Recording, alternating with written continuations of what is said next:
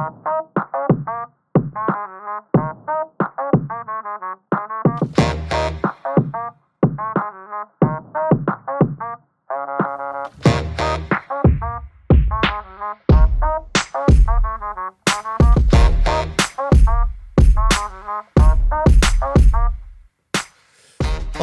o meu nome é Hermano Pereira e sejam bem-vindos a mais um episódio do Pod Eventos. Vocês que nos acompanham já sabem, já conhecem o que é que nós falamos aqui, o que é que tratamos. Basicamente tudo que seja relacionado com eventos. Já tivemos cá vários convidados a falar de várias áreas. Hoje, quem vamos ter, vocês também já sabem, porque se nos acompanham já foram confrontados com quem vai cá estar. Já tivemos várias áreas, mas de facto a área do Ricardo ainda não tinha cá estado. Já nos conhecemos há alguns anos, já trabalhámos juntos. E sem mais demoras, Ricardo, antes de mais, muito obrigado por teres aceitado o nosso convite. É um prazer ter-te cá. De facto foi só uma conversazinha, aceitaste. Tivemos ali um timingzinho para período de por causa férias do período de férias e tu estavas com os teus espetáculos, não é? Exatamente. Quem não conhece, não é? Quem é o Ricardo? Ricardo Sousa é um rapaz de Gaia, de Vila Nova de Gaia. Nasci no Porto, vivi a minha vida toda em Vila Nova de Gaia. Sempre fui muito irrequieto, sempre quis fazer muita coisa em simultâneo. Quando era mais jovem, com várias áreas de desporto. Estava ligado, inclusive, fui acólito, ou seja, eu fazia de tudo um pouco. Fui acólito, é verdade, isso não há muita gente que saiba, mas fazia parte do grupo de jovens lá da igreja. Fui acólito, andava na catequese e depois tinha toda a outra vertente. Joguei futebol durante 10 anos. Joguei um pouco de basquete também, estudei música e entrei para a dança com 14 anos, na altura na escola de dança Sabolatino, mas já tinha algum contacto com a dança de uma forma muito natural em casa com os meus pais. O meu pai é um apaixonado pela dança, desde miúdo, na altura as festas dos bombeiros eram as discotecas da altura e ele corria às festas todas e sempre adorou dançar. Então era normal quando havia convívios em casa, seja aniversários ou simplesmente jantares de amigos, começava a tocar música e o meu pai começava a dançar com a minha mãe, com as minhas tias, com os amigos, mas era tudo muito natural, muito relaxado, não tinha escola de dança, eram as rumbas, os rock and roll, os chachachás, os tangos. Isso já vinha até desde o meu avô também, o pai do meu pai também adorava dançar, mas é então aos 14 anos que eu entro na escola de dança Sabolatino. Comecei também logo desde muito cedo a ganhar o meu próprio dinheiro. Felizmente nunca me faltou nada com os meus pais, mas aos 14, 15 anos comecei a fazer uns trabalhos temporários para começar a ter já alguma independência. Agora olhando para trás, isso também mostra um bocadinho qual era a direção para o meu futuro na área do empreendedorismo e a área empresarial. Sim, isso é uma área que tu estás... Quer dizer, eu não consigo compreender como é que tu consegues estar em tanta coisa ao mesmo tempo. Eu acho que tem a ver com essa... E a parte de... Não é às vezes o facto de estar... imagina, teres muitas pessoas também que estão contigo e como é que se coordena aquilo tudo. Isto foi um processo que foi crescendo. No início era tudo muito no braço, tudo sobre a alçada das pessoas que iniciaram. Eu comecei lá no Sabolatino, fiz um ano de aulas, a dona da escola, a Graça Pinto, viu algum talento e convidou-me para entrar para a companhia de dança. Foi aí que eu comecei a lidar mais de perto com o meu primeiro mestre de dança, o Ernesto Acosta. A Paula, na altura, que é o meu par de dança e o meu par de vida, que já estamos juntos há mais de 20 anos, já era uma estrela lá do espaço. Mas ela, apesar de não ser muito alta, para mulher portuguesa é alta. Então ela nunca tinha um par fixo, sempre acabava por ocupar os espaços com pares que não tinham, homens que não tinham par, e acabava por fazer alguns trabalhos. Sabia as coreografias de toda a gente e ia dançando quando podia. Quando eu entro, aparece então um rapaz mais alto que se abriu ali a oportunidade. Portanto, eu já danço com a Paula desde o ano 2000, já estamos com par há 25 anos. E surgiu essa oportunidade de entrar para a companhia de dança.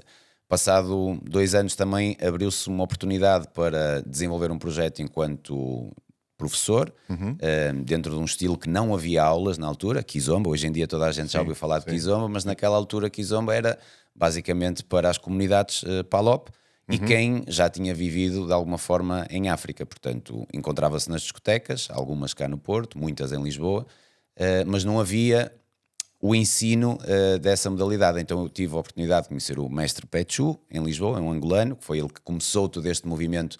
Já teve várias muitas vezes no festival, não sim, teve? sim, várias vezes. O nome E ele iniciou este projeto, como ele costuma dizer, de ensinar os brancos a dançar, não é? Porque no início era muito estranho esta ideia de levar a Kizomba para uma escola de dança, para um estúdio, porque era aprendido de pais para filhos, de avós para netos, ou seja, era muito intuitivo e era muito minimalista. Então, eu estava na altura também a estudar, entrei em engenharia mecânica, sou quase engenheiro, não terminei, mas isto traz-me aqui algumas valências na parte de estruturação, organização, método, claro. A questão com a física, de as coisas terem uma certa estrutura, e trouxe-me então esta valência de conseguir organizar uma metodologia. Na altura eu comecei a dar aulas era eu o professor e tinha como ajudante a Joana Cabral e a Paula Loureiro também me davam uma ajuda, até que em 2004 eu e a Paula iniciamos uma relação amorosa, portanto, a partir do dia 25 de abril de 2004, foi uma revolução que se deu em Portugal.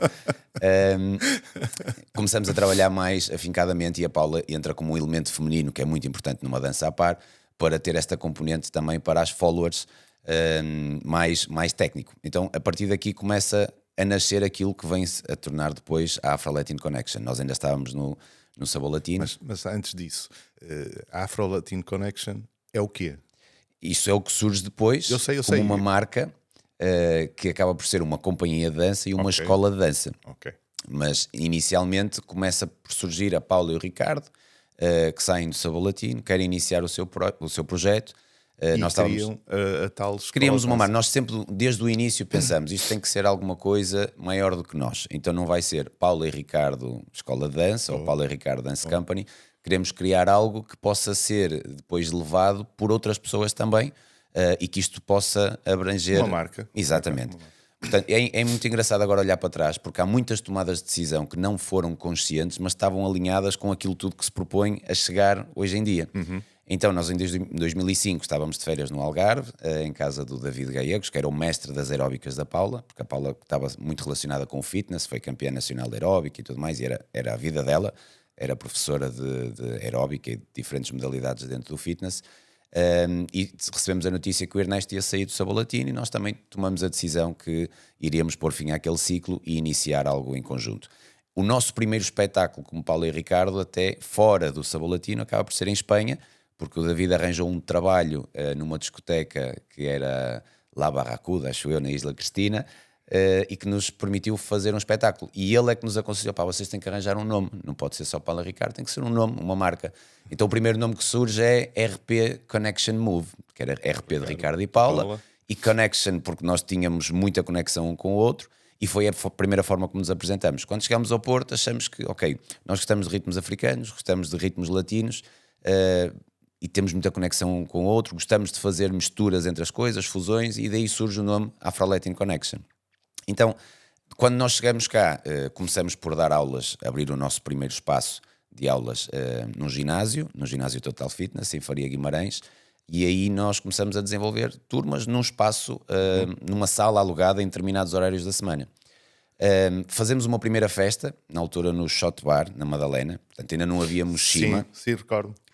Pronto, o Mushima é a nossa marca e é o bar temático que nós temos, que nasce em 2006, mas fazemos esta primeira experiência num conceito que não existia com uma marca também, que são as festas afro-latinas. Hoje em dia já se ouve falar muito disso, mas havia festas latinas, havia festas africanas.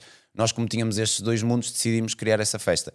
Resultado, foi um sucesso muito grande, nós juntamos mais de 400 pessoas naquela festa e aquilo também abriu aqui uma chamazinha para... Claro. Isto pode ser interessante, então criar aqui um projeto que una vários mundos. Eu tinha um primo meu, o Miguel, que ele era segurança de casas noturnas, trabalhava no La Movida e muitas outras, e eu falei-lhe desta ideia de, gostava de encontrar o espaço para desenvolver um clube, um bar, uma discoteca, e em simultâneo ter a escola também.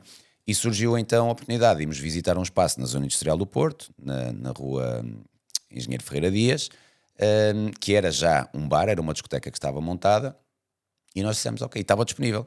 Falamos com o senhorio, chegámos a um acordo, abrimos a nossa empresa. Portanto, eu abri a minha primeira empresa, tinha 22 anos. Isto hoje em dia, olhar para os miúdos de 22 anos parece uma coisa estranha, mas era 22 anos que eu tinha. Exatamente o que eu pensei.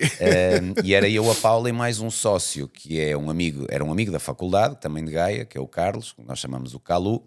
Ele nasceu na Venezuela, a Paula nasceu em Angola, eu nasci em Portugal. Então por isso o nome Mushima. Portanto, Mushima em Quimbundo. Eu acho que nunca te perguntei. É verdade. Como é que nasce o nome Mushima? Então, Mushima. O que é que quer dizer? Mushima em Quimbundo, que é uma língua angolana, quer dizer coração. E em Angola tem uma zona onde tem a igreja Nossa Senhora da Mushima. Portanto, é uma zona de peregrinação. Como nós temos Fátima em Portugal, em Angola tem a Mushima. Então as pessoas fazem caminhadas a pé, peregrinações, para ir lá cumprir promessas. E então é um nome muito forte relacionado com Angola. Na Venezuela tem uma reserva natural que se chama Moshima. Com O e com SH. E havia uma música que eu gostava muito, que é de um cantor do Elvio, que era uma versão do Mushima Wamie, que foi muito popularizada nos anos 70, para aí, pelo do Ouro Negro, mas foi criada também por um grupo em Angola, do Liceu Vieira Dias. Portanto é quase como um hino para Angola. E o nome soava.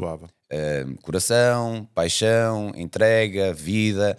Então nós decidimos, vamos chamar o nosso projeto de bar Mushima, portanto ficou o Mushima Bar, e temos a escola de dança Afro-Latin Connection.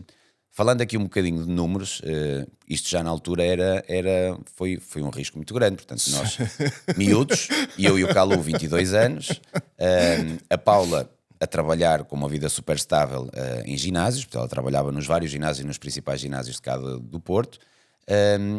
E então nós fomos para um espaço que já estava praticamente pronto, precisava de algumas obras de adaptação. Sim, e às vezes uma decoração. pessoa quando vai a um espaço dá sempre o toque dele. Sim, mas já tínhamos a vantagem, tinha sistema de ventilação, tinha sistema de som, estava todo montado, só tínhamos que mudar a decoração. Mesmo assim, pedimos um empréstimo bancário, abrimos a nossa empresa e tínhamos uma responsabilidade de 1.250 euros por semana para pagar de renda. Sem qualquer tipo de experiência, como é óbvio. O nosso senhor dizia, aqui os miúdos da dança. Nós éramos os miúdos da dança e de certeza que ele viu aquilo. Pronto, deve ser mais uns miúdos com uma ideia. Passar 2 semanas com exatamente. Mas foi agarrar o touro pelos cornos e com muita paixão. E nesse ano foi o ano em que eu decidi também deixar da faculdade, porque foi um ano em que eu fui à faculdade basicamente deixar flyers do Mushima. Portanto, aquilo não relacionava muito bem. Para o meu pai, isto eu sei que foi um bocadinho de desgosto, porque eu gostava que eu tivesse completado o curso, mas rapidamente ele percebeu que isto não era uma brincadeira e estava lá muito a sério, e sempre tive um apoio familiar tremendo. A estrutura familiar para mim sempre foi uma grande vantagem para eu poder fazer aquilo que faço hoje em dia. E nota-se. E eles viram. Quem não conhece, mas que vá ao Mushima, nota-se. Sim. Que eles estão sempre lá. É verdade. E então nós iniciamos a 5 de agosto de 2006. Nós somos muito ligados a datas e alguma simbologia. Tivemos a chave do espaço no dia 29 de junho, que é o dia de São Pedro, o Santo das Chaves, e foi aí que nós entramos para fazer as nossas obras. Nesse ano, eu e a Paula também decidimos que queríamos investir numa carreira internacional. Portanto, houve aqui uma estratégia, mais uma vez, isto olhando para trás, é muito interessante ver as tomadas de decisões que nós tivemos. Porque queríamos investir cá no Porto, em termos de negócio, queríamos investir também numa carreira internacional, então por isso é que também entra um sócio, porque se nós estivéssemos fora, nós não íamos estar cá e era importante ser alguém que visse aquilo como modelo, que era a realidade. Claro. Então, nós fizemos o nosso primeiro grande investimento a nível internacional para formação, fomos a Porto Rico, ao principal festival de salsa a nível mundial, mas entramos em contacto e pedimos, já que lá estávamos, a oportunidade para poder fazer espetáculo no palco, para ter visualização e para ter essa experiência. Então foi uma viagem muito conturbada. Nós, à ida para lá, o avião teve um problema, chegámos um dia mais tarde, e depois à vinda para cá houve problemas também com transfers, perdemos a conexão, na altura os telemóveis não eram como hoje em dia, não, era preciso ter triband, não era só roaming, era preciso ter triband para ter contacto, então eu não conseguia utilizar o meu telefone, ficamos sem dinheiro. tínhamos que fazer chamadas telefónicas nos públicos para pagar no retorno, as malas ficámos sem elas, queríamos comer, estávamos a contar, mas isto literalmente, a contar os tostõezinhos todos, portanto foi uma experiência interessante. E fizemos lá o nosso espetáculo e acabou por abrir algumas portas, porque o que nos abriu a carreira internacional foi sem dúvida a Kizomba, porque era um estilo que não estava muito implementado. Então, mas espera lá, também lá fora? Sim. Ou seja, mas tu quando vais então a esse espetáculo, portanto já tinhas a tua formação de Kizomba e tu, digamos que foste apresentar algo que eles ainda desconheciam. Sim. Ou não conheciam. Nós fizemos uma coreografia que mostrávamos Kizomba com Kuduro, e em Porto Rico, quando ouviram aquilo, pensavam que era uma espécie de reggaeton esquisito, que nunca tinham ouvido. Então chamou a atenção por isso. Mas aqui, ou seja, estamos a falar em 2006, já havia 2 anos ou 1 ano e meio de aulas que estávamos a criar. Já tínhamos uma comunidade, por isso é que avançamos para aquele investimento também. Já estávamos a desenvolver espetáculos e a fazer espetáculos em eventos cá locais, quer eventos relacionados com o nosso nicho de danças afro-latinas, quer em festas que organizávamos nós, mas também já em alguns casamentos, em algumas festas privadas. Portanto, uma companhia de dança que estava a surgir ainda muito humilde e a iniciar, estava eu, a Paula, inicialmente o Bruno, meu irmão, foi logo o primeiro a fazer parte da equipa, o Edu, um brasileiro que ainda está connosco hoje em dia. Continua. É verdade. E depois a Paula foi convidada umas alunas com um bocadinho mais de jeito do fitness e fomos criando ali uns espetáculos. Entretanto, quando chegamos, vem logo o momento de... Eu costumo dizer que naquela altura eu perdi para aí 9 quilos e ainda não os encontrei, não sei naqueles anos. Foi muito intenso. E diz-me uma coisa, e qual foi a recepção lá? Lá foi muito giro, nós fomos para a formação, fomos fazer muitas aulas e tivemos aquele momento de intervenção no palco em que o público que estava presente reagiu muito bem e depois houve várias pessoas a virem ter connosco, a perguntar quem é que nós éramos, onde é que nós éramos, o que era aquilo que nós tínhamos feito. Portanto, foi o primeiro networking que começamos a fazer internacional. Aqui já havia alguns festivais também na Europa e nomeadamente havia um que era o Salsorro, na Galiza, que não havia YouTube ainda na altura, portanto estamos a falar em 2005. Divulgação, aquele canal principal de aprendizagem. Exatamente, não havia redes sociais também. Exato. Ou seja, nós queríamos aprender muitas das coisas, ou íamos lá, ou havia um roteiro de DVDs. Gravavam-se DVDs nos festivais, em que se gravava parte das aulas, em que depois aquilo servia de material para nós podermos aprender. Disponibilizava, por exemplo, aos alunos ou às escolas. Então, houve aqui uma decisão estratégica também, quando fomos ao Salsorro, porque era o evento na Europa que tinha maior produção de DVDs. Então nós falamos com a organização, criamos algum contacto e pedimos a oportunidade para ir lá dar aula, para fazer um show, que nós pagávamos tudo. Portanto, literalmente pagamos para trabalhar. Pagámos a nossa viagem, ofereceram-nos o passo do evento para poder fazer os workshops também, mas essa era a nossa estratégia, era poder entrar num DVD que ia ter uma distribuição mundial e em grande escala. Portanto, foi uma aposta ganha, porque passados 4, 5, 6 anos nós ainda recebíamos contactos de pessoas que nos viram no DVD. Então, a estratégia foi bem aplicada. Sim, foi uma necessidade de dar primeiro para poder colher a seguir, que é uma realidade que hoje em dia estas novas gerações querem primeiro receber para depois dar. Mas, ou então produzem e tem que ser no imediato. Isso, senão, mas é difícil. Mas havia essa necessidade. Então, o Moshima abre a 5 de agosto, foi um sucesso grande. Nós estamos na zona industrial do Porto, local onde haviam na altura as principais discotecas da cidade, Via Rápida, Santa Gota, La Movida, ou seja, estava tudo ali. O que é que aconteceu? Nós abrimos aqui um leque para captura de prospects, que hoje em dia é o que acontece, de uma forma muito orgânica. As pessoas iam a passar para as outras discotecas, viam uma porta aberta, viam carros à porta e entravam. Daqui havia muita gente que entrava lá dentro e que não se conectava, porque ainda se associa, hoje em dia já não tanto, mas ainda se associava um bocadinho à danceteria e é um formato diferente, não tem nada a ver, os ritmos afro-latinos. Eu antes de... Aliás, quando começámos a trabalhar, eu tinha uma ideia completamente diferente. Sem desprimor, está tudo bem. Não, não, só que são coisas completamente diferentes. Exatamente. E depois, quando comecei a ver realmente o que era, é um mundo diferente. É uma coisa diferente. Desculpa, interrompi. Nada. O que é que começou a acontecer? Muita gente começou a encontrar naquele espaço uma realidade que desconhecia. E, por consequência, como muitos não sabiam dançar, queriam depois aprender a dançar. Então criou-se ali um ciclo interessante, novamente falando em questões empresariais, que são estas sinergias que ajudaram muito ao nosso crescimento. Para já, um investimento grande num espaço de localização central, que nos permitiu abrir a montra para muitas pessoas que de outra forma não dava para pagar anúncios nas redes sociais na altura. Pois não havia. Exatamente. Portanto, as pessoas começaram a entrar, algumas ficaram, começaram a fazer aulas, outras escolas de dança começaram a frequentar o espaço também. Nós todas as semanas trazíamos... e desculpa estar a interromper, mas aqui nada, para manter a conversa. Porque uma das coisas que eu vi era, quando estava lá no Mochima, era pessoal com escolas de dança a irem lá.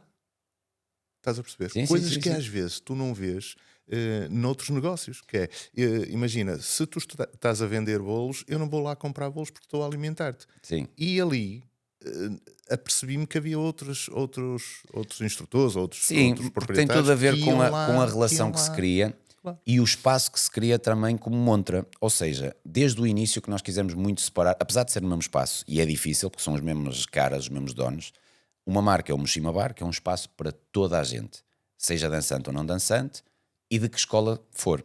Outro espaço é a ALC, no caso a Afro Latin Connection, na escola de dança, que é o espaço onde nós temos os nossos professores e temos uma metodologia específica e as pessoas vão lá para aprender a dançar.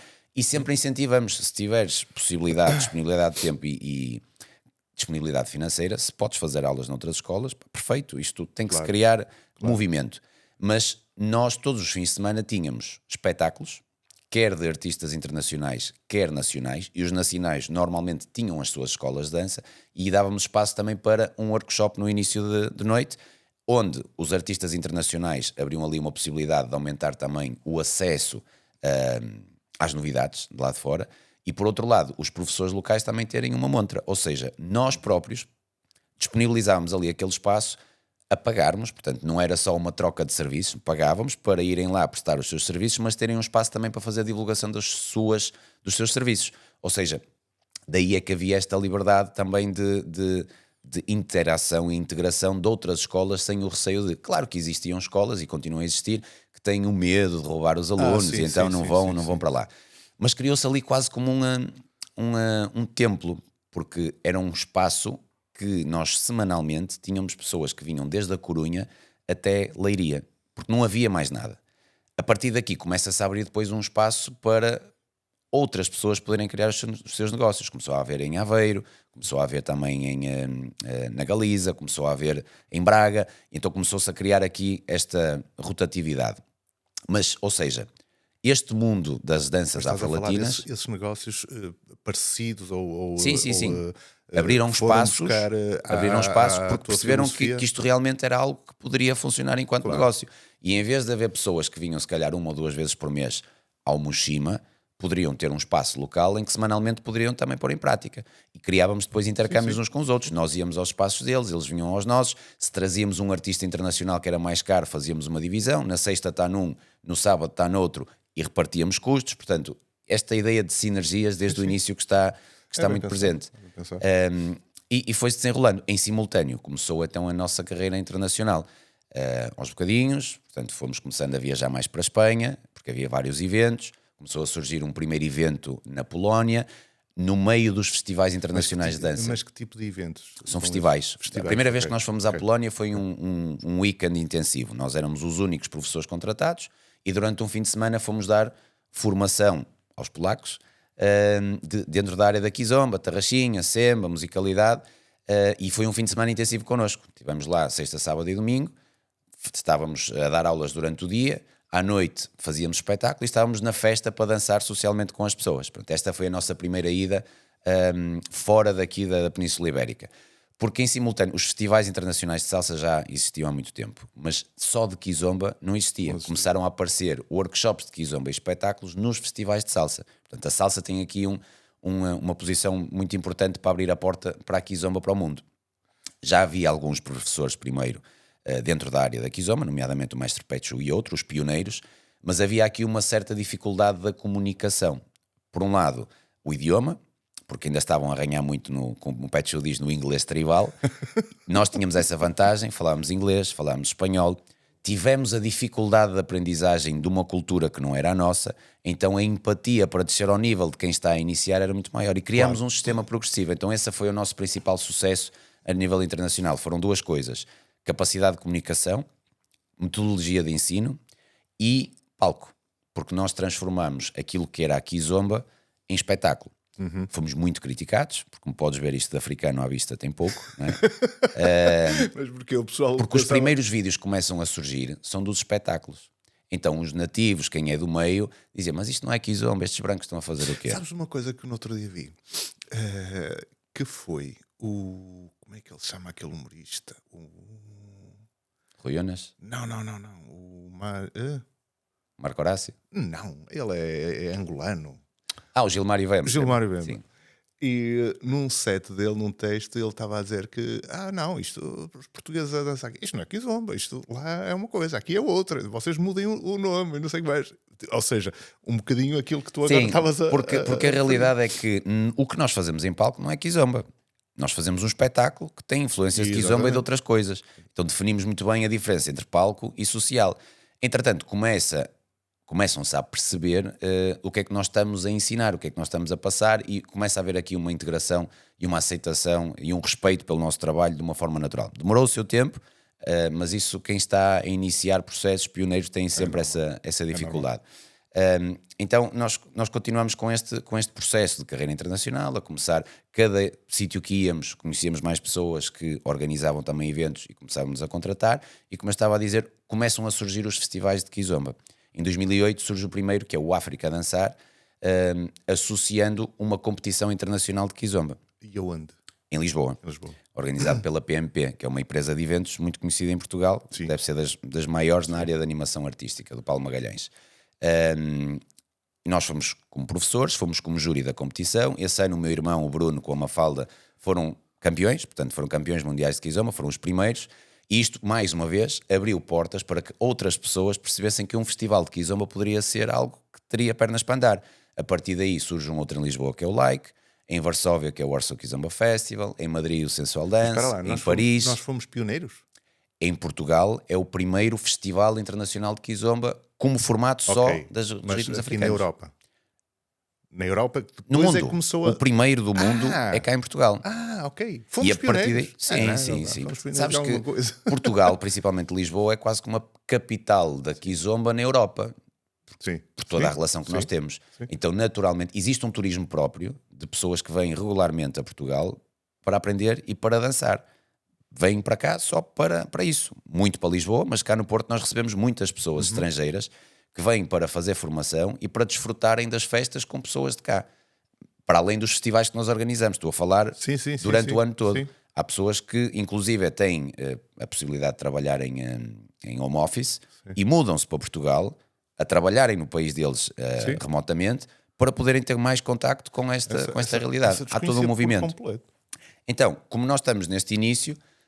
como temos a componente de espetáculo, como temos boa reação dos alunos na parte do ensino, começamos a ser um nome referência no que toca a Kizomba a nível internacional. Nós também dançamos salsa, nós também fazemos espetáculos de salsa. Em alguns sítios dava-se oportunidade dos dois lados, mas na salsa já estava um mercado muito à frente e a Kizomba abre-nos a porta. E é aqui que nós começamos a viajar com muita regularidade. Ou seja, estamos cá no Porto de segunda a quinta, para dar aulas, para gerir o bar, e a começar a viajar de sexta a segunda. Portanto, isto foram 14 anos da nossa vida, em que nós em 52 semanas do ano, à vontade, 40 estávamos fora. Isto tem os seus prós e contras. Claro. O nosso corpo humano é uma máquina de hábitos brutal, nós nem nos apercebemos do ritmo que levamos, portanto... As malas estavam em casa constantemente abertas para tirar roupa suja e pôr roupa lavada, fechar a mala e vai. Portanto, então isto foi todo um processo. Aqui no Porto, nós estivemos lá nesta zona industrial no Moshima até à passagem de ano 2008 para 2009.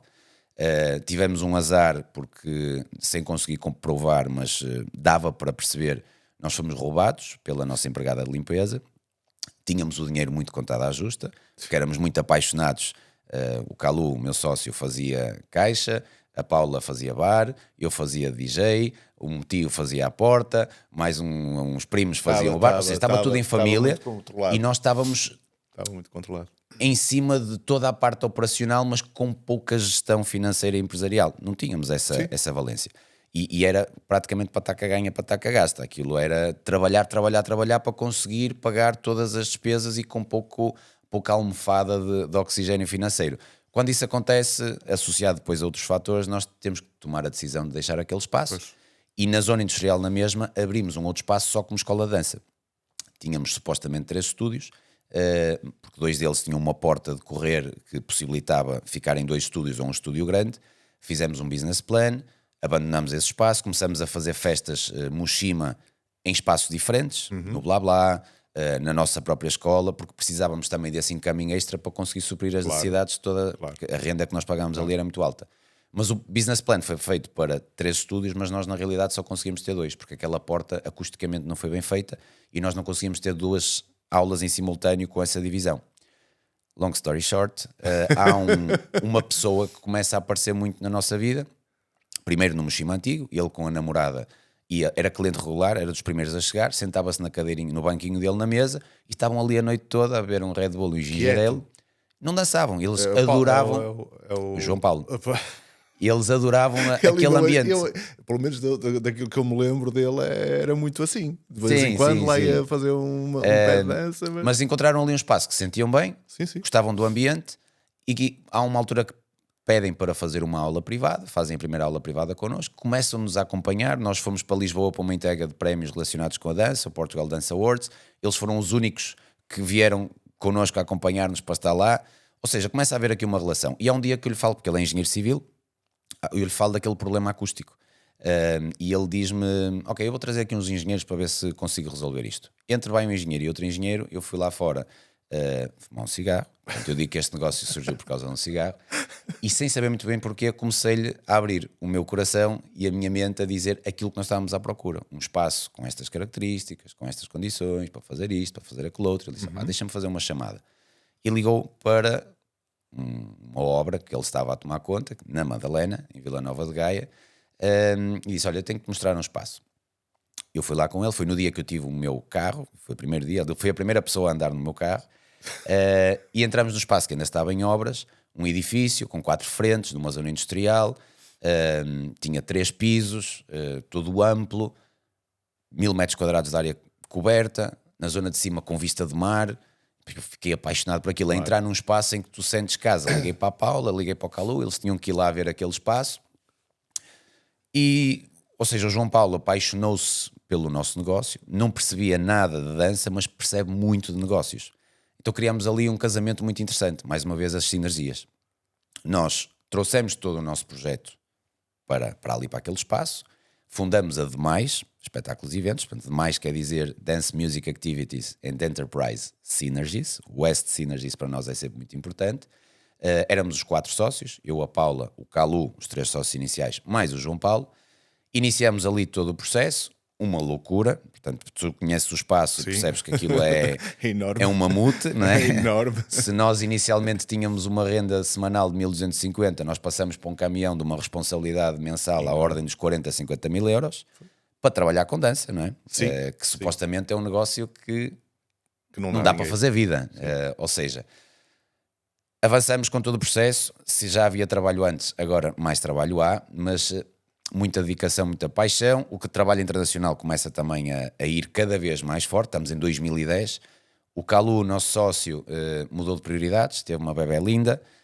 Aquilo era uma responsabilidade grande demais para aquilo que ele almejava, então ele decidiu sair do projeto e ficámos os 3 sócios. Muita coisa foi surgindo desde aí. Portanto, o trabalho internacional subiu. Começamos a organizar também eventos, festivais internacionais de dança cá em Portugal. Os que ainda mantêm é o Tafixe Kizomba Festival, que é um festival dedicado à Kizomba, que já tem 12 anos, que é na altura de março. O Demais Summer Bootcamp, que tu também já participaste e captaste imagem, que são 10 dias de evento. O que é que aconteceu? Pelas nossas viagens para o estrangeiro, havia pessoas que se conectavam connosco e queriam vir a Portugal. Há pouco, estou aqui a ouvir-te falar e nem estou a interromper. Eu desconfio que é o podcast que eu estou mais calado. Ok, mas desculpa, que eu embalo, aquilo vai ser para 30. Estou a acompanhar e também não quero estar a interromper porque de mas facto vontade, é uma história como tu iniciaste ao início, de género, para quem estiver a ver e a ouvir.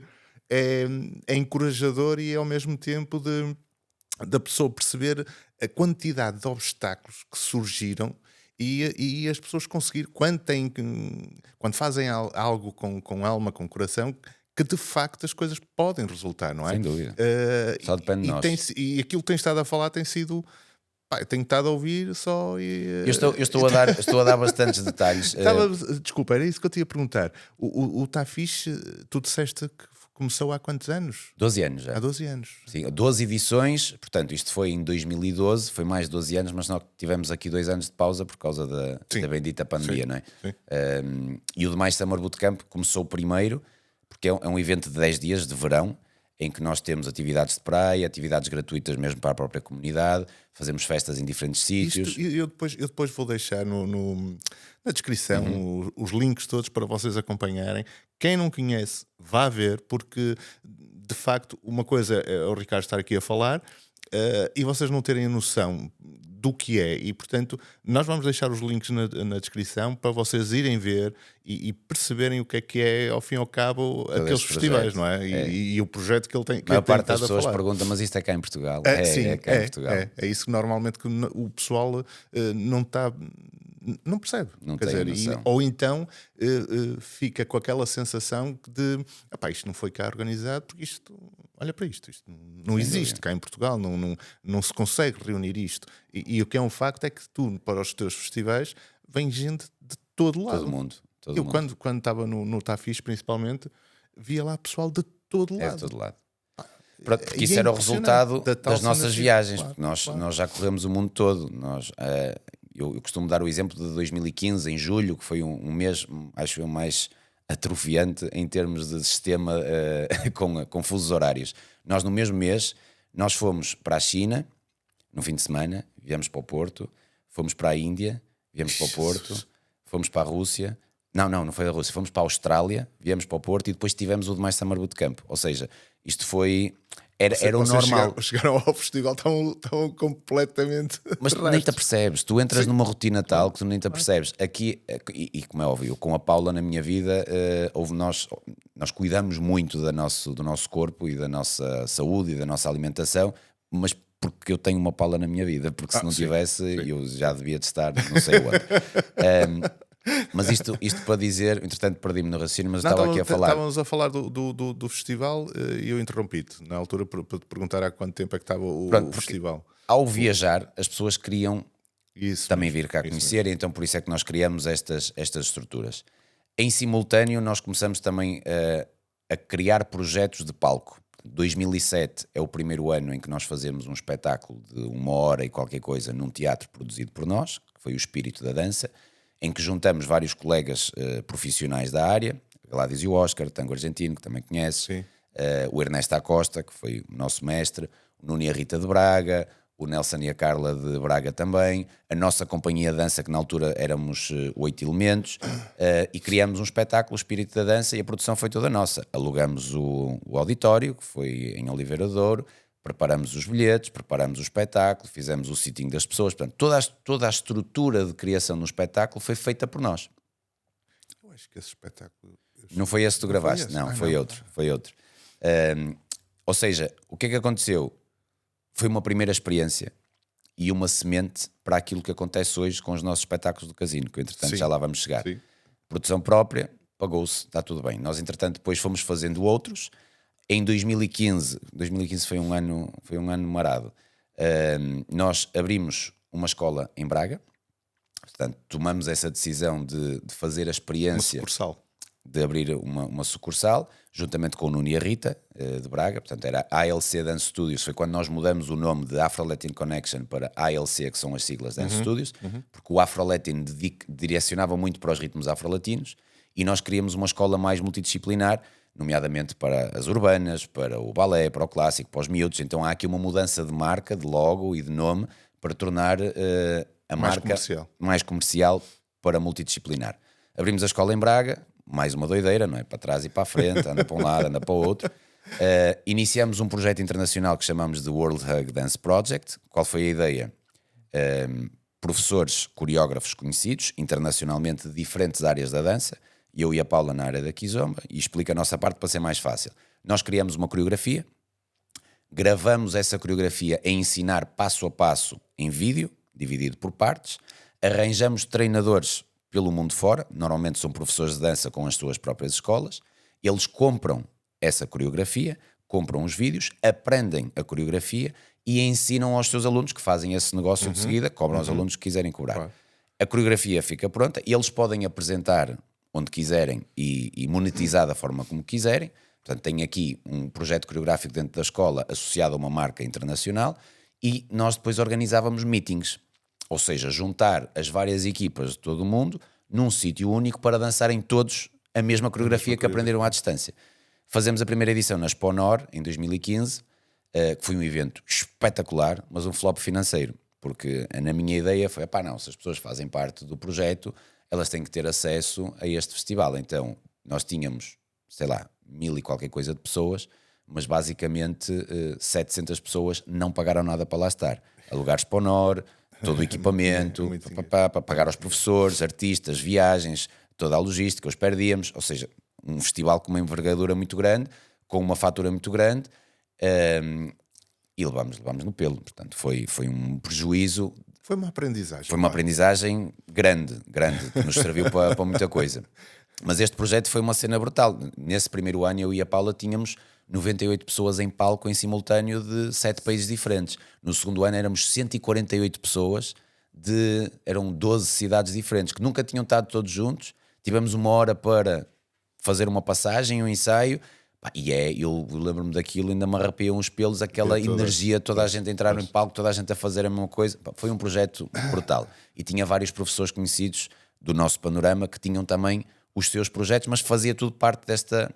Depois, entretanto, houve uns que decidiram criar os seus próprios, aquilo desmembrou-se. Claro. Ainda continuamos uns anos só como a Afro Latin Connection, a ALC, a ter projetos coreográficos para pares, para mulheres, só para homens, e foi uma coisa muito gira. Entretanto, o que é que acontece aqui? Nós fazemos mais um espetáculo que chamamos de Confusão, uma mistura de palavras de confusão ou de confusão, e juntamos vários artistas também, mas internacionais, produção própria, alugar Expo Nor, multimédia. eu aí ele outra vez. Levámos uma coça do caraças financeira, toda a gente adorou, a dizer, isto devia de estar nos maiores palcos do mundo, mas havia aqui uma componente que nós não dominávamos, que era marketing, comunicação, publicidade, e foi mais uma aprendizagem grande. As coisas vão avançando, nós abrimos uma escola na Baixa também, mesmo ao lado do Metro da Trindade, portanto houve um período que estávamos com 13 escolas. Entretanto, desculpa, mas isso é humanamente impossível, rapaz. Equipa. Nós com o tempo fomos aprendendo isto, ou seja, tínhamos um gerente para o Moshima, tínhamos uma responsável por cada uma das escolas e nós andávamos aqui mais na parte operacional também, porque estávamos a viajar todos os fins de semana, dávamos aulas, formamos professores. Há aqui um projeto que eu não falo, que em 2013 que nós criamos é o KTT, que é o Kizomba Teachers Training. As nossas viagens, a nossa metodologia começa a ser alvo de vontade de aprendizagem. Em vez de serem só alunos a quererem aprender, há professores a dizerem eu quero aprender a dar aulas como vocês. Nós estamos com uma dificuldade financeira grande por tudo o que acontece, porque é uma estrutura que consome muito dinheiro, e este foi um salva-vidas, porque... Estás a falar da metodologia, ou seja, a nossa metodologia era o que nos diferenciava de toda a gente. Era quase como se fosse o nosso bebê.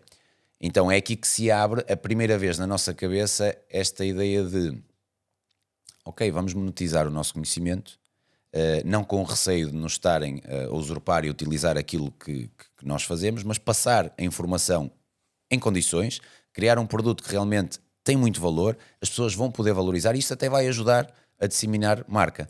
Então criamos este primeiro KTT, em que tínhamos um fim de semana de formação intensiva em que passávamos a nossa metodologia para um determinado nível a outras pessoas que depois iam replicar e faziam o que quisessem. Ou seja, nós não formamos professores, nós garantíamos que os professores tinham, por outra, não certificámos professores, porque não temos essa autoridade de certificação oficial, passávamos um diploma no final em que comprovava que aquela pessoa participou daquela formação e que tinha ferramentas para poder pôr em prática. Ensinar. Pronto, aquilo funcionou muito bem, a crítica foi muito positiva, nós fizemos formações nos Estados Unidos, fomos à Turquia também dar formação, em Berlim, recebíamos várias edições cá, demos um nível 1, nível 2, nível 3, nível 4, mais de 500 pessoas formadas no mundo todo. Portanto, isto foi muito interessante enquanto conceito. Tu não te consegues meter em projetos pequenos, não? Não Eu estou agora nesta fase assim, de tesoura na mão. Estou numa fase que estou de tesoura na mão. Se eu sozinho e o Paulo conseguimos controlar isto. Tu é logo maluco. Sabes que eu tenho muito presente esta ideia de legado e de conglomeração. Eu gosto de estar rodeado de pessoas. Eu gosto de ser... gosto de abrir portas. E já com o passar dos anos, agora estou com 41, já começo a perceber quais são os meus superpoderes e quais são as minhas super fragilidades. E com a equipa que temos vindo a construir, isto sem equipa é impossível, como é óbvio. É impensável. É impensável. Precisa muito da nossa dedicação pessoal, precisamos muito de estar presentes, mas sem equipa é possível. Neste momento a estrutura tem mais de 100 pessoas diretamente relacionadas. Eu acho que um deles, se calhar, desses teus superpoderes será o delegar. Não. Aprender a delegar. Aprender a delegar é uma das minhas principais áreas de formação, porque não é só o delegar, depois tem que haver o acompanhar, porque acontece muitas vezes é o delargar, como dizem os brasileiros. Sim. Tu mandas e agora... Então tem que haver acompanhamento, tem que haver deadlines, tem que haver... E eu estou a entrar mais nessa parte. O problema é que eu gosto muito de fazer aquilo que faço. Então a parte operacional para mim é quase como lazer. E eu tenho que soltar-me mais da parte operacional para estar mais na parte estratégica e não estar a fazer tudo ao mesmo tempo. Por isso é que eu digo que eu estou numa fase de tesoura na mão. Eu tenho que eliminar coisas que estou a fazer para melhorar aquilo que eu realmente sou muito bom e posso ser diferenciador. E dar mais acompanhamento à equipa da forma que eles merecem e que precisam. Porque houve aqui um período que nós perdemos muitos talentos humanos porque sobrecarregamos as pessoas. Ou seja, para mim, pessoalmente, era inconcebível. Se eu faço, porquê é que tu não fazes? Se eu trabalho 12, 14, 16 horas por dia, porquê é que tu não vais trabalhar? E tenho vindo a aprender que as pessoas precisam de férias. O mindset é outro. São pessoas diferentes. Então foi muita aprendizagem com o meu sócio. O João Paulo aqui traz muita informação nessa área como empreendedor e como liderança. E estudei muito. Ou seja, eu estou constantemente a estudar nessa área. Desenvolvimento pessoal, mindset, PNL, coaching, neurociência. Ou seja... Estou-me sempre a absorver de diferentes ferramentas para poder melhorar, não tecnicamente, mas como pessoa para lidar com pessoas. Para lidar com pessoas. Hoje em dia, se calhar, esses trunfos são a mais-valia que uma pessoa pode ter. Sem dúvida. Uma pessoa que lidera pessoas. Faz toda a diferença. Porque, lá está, quando estavas a referir se eu consigo, porque é que ele não consegue? Não, porque o mindset não quer dizer que a pessoa seja mais fraca fisicamente ou Nós não. criamos, eu tenho a plena noção, criamos burnouts em algumas pessoas. Isso mesmo. Bem, quando digo criamos burnouts, literalmente, houve quem tivesse um colapso numa reunião e ter que ir para o hospital. Era ao nível que isto levava. Ou seja, é preciso dosear as coisas e acaba por se fazer na mesma e faz-se mais fluido e até acaba por se fazer mais rápido. Porque eu sempre fui daquelas pessoas que deixa estar que eu faço. E isto cria muito stress nas equipas. Então tenho vindo a crescer, a amadurecer. Estou uma pessoa mais madura, uma pessoa mais adulta. E as minhas equipas, as pessoas que trabalham comigo diretamente, sabem que eu sou muito sangue na guerra, eu sou muito emotivo, mas também já começam a perceber que se eu deixo de me importar é sinal que já percebi que dali não vai ser mais nada. Já não vai. Mas mesmo assim essa parte também tem que ser melhorada e está a melhorar aos bocadinhos. Claro. Entretanto... Mas não sei, sabes, ninguém é perfeito. Exatamente. Já faz parte. Já chegaste a essa conclusão. Sim, mas temos que estar... Todos os dias pode-se melhorar. O meu pai é uma das minhas grandes referências, o Sr. Horácio. E ele trabalhou muitos anos na Toyota. Já lhe cresceu o cabelo? Não. Agora o cabelo já não mexe mais. E ele trabalhou muitos anos na Toyota. Então a filosofia japonesa, 50 anos de Toyota, a filosofia japonesa está muito presente. E há uma forma de viver que se chama Kaizen, que é melhoria contínua. Então todos os dias há sempre a possibilidade de melhorar alguma coisa. Então acordar de manhã e perceber onde é que eu vou melhorar isto, como é óbvio, ninguém é perfeito, os erros acontecem, é preciso haver consciencialização do que é que fizemos, tirar as ilações e ter uma próxima oportunidade para poder modificar algo. Sim. E cada vez mais eu entendo que eu não posso mudar os outros, eu se quero um resultado diferente do outro lado, eu próprio tenho que mudar alguma coisa para que esse resultado possa aparecer. Foco no que controlamos. Isto foi a maior aprendizagem da pandemia. A pandemia foi o que me trouxe, foi mais foco no que temos controle. Exatamente, a pandemia, tirando a parte que foi horrível, não é? Claro. Mas deu para muita gente parar, pensar, como tu acabaste de dizer, e para analisar bem os negócios, o que é que estava a fazer mal, o que é que estava a fazer bem. Uns fechar, porque se calhar já deviam ter fechado antes, mas depois ali terem aquele tempinho para eles e então... Connosco aconteceu muito isso. Portanto, surge a pandemia, nós entretanto já tínhamos tomado a decisão de fechar a escola de Braga, porque houve aqui foi um casamento que não funcionou muito bem, infelizmente perdemos ali uma amizade, mas tomamos a decisão então de entregar o espaço, porque inicialmente aquilo surge por uma ideia de projeto de franchisar as escolas de dança. Nós pagamos a uma empresa profissional para entrar dentro da nossa estrutura e nos dar a formação do que fazer para franchisar, e a primeira coisa que fizemos foi abrir um polo para perceber o que é preciso fazer para entregar aquilo que nós temos para entregar sem nós estarmos presentes. Exato. E foi um investimento muito grande que fizemos de aprendizagem, mas entretanto chegamos à conclusão que era um negócio difícil de franchisar e precisava de um tipo de dedicação nossa que nós não tínhamos essa vontade e disponibilidade para fazer. Então fechamos a Escola de Braga e continuamos com a Escola da Baixa do Porto. No momento em que a escola está finalmente a chegar ao break-even, vem uma pandemia, fecha tudo. Decisões difíceis a ter de tomar. Felizmente, e tu sabes que na nossa área dos eventos, aqui que ninguém nos ouve, é muito normal haver uma faturação extra, sim, não é? Sim. Mas nós estávamos numa posição, pela nossa dimensão, que é tudo faturado. Não é possível. Então, o nosso maior sócio, o Estado português, recebia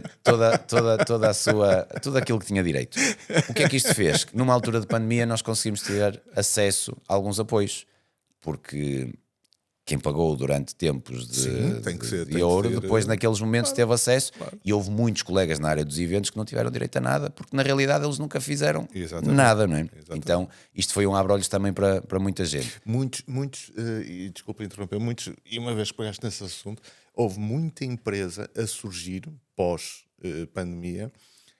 Eu vi no outro dia um relato também que a faturação média aumentou bastante, claro, porque se calhar foi mesmo isso que tu acabaste de dizer, que as pessoas começaram-se a perceber que tem de não ser. Pode dói, ser. Dói muito, mas se toda a gente o fizer, imenso. Tudo isto funciona melhor. Exatamente. Pronto, ou seja, a pandemia obrigou-nos a tomar decisões, fomos todos para casa, começamos a desenvolver também esta componente mais digital, aulas online, transformamos o KTT num produto online também, fizemos um investimento grande, fiz muita formação durante a pandemia, comprei lá dos maiorais brasileiros os cursos para lançamentos, cursos, estamos a falar caros, 2.000 euros, para aprender como é que isso tudo se faz, fiz mais formação na área da produção, ou seja, houve toda uma preparação durante a pandemia que nos permitiu ter depois a alavanca que tivemos pós-pandemia. Eu volta e meia vou ver coisas que nós fizemos, coisas surreais. Eu fazia diretos todos os dias, às 8 da noite, antes do telejornal, com DJ set, aquilo tínhamos já espectadores regulares, mas só que eu trocava de roupa, houve uma altura que até fiz aquilo homem-mulher, pus meia barba ao outro lado só com maquiagem, assim, uma doideira, nós tínhamos que nos entreter. Eu acho que trabalhava mais em altura de pandemia do que fora dela. Dúvida. A nossa casa, o coitado do gato, ele nem sabia o que é que se passava ali.